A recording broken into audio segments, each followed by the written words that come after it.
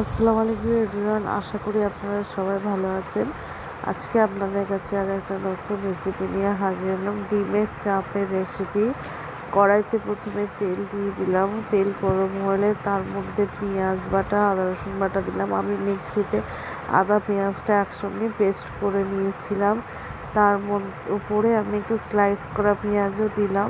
পেঁয়াজটা একটু বাদামি হয়ে এলে, একটু কষিয়ে এলে তার মধ্যে আপনারা ধনে গুঁড়ো, জিরে গুঁড়ো, লঙ্কার গুঁড়ো, হলুদ গুঁড়ো দেবেন, পরিমাণ মতো লবণ দেবেন। তারপর মশলাটা ভালো করে কষিয়ে নিয়ে শুকনো হয়ে তেল ছাড়লে তার উপরে একটা গোটা ডিমটা ভেঙে দেবেন। ডিমটা ভেঙে দেওয়ার পর তারপর ডিমটার ওপরটার ভাগটা যতক্ষণ না ভালো করে সেদ্ধ হচ্ছে, তারপরে সেদ্ধ হওয়ার পর ডিমটা আপনারা পাল্টে নেবেন। দিয়ে আবারও একটু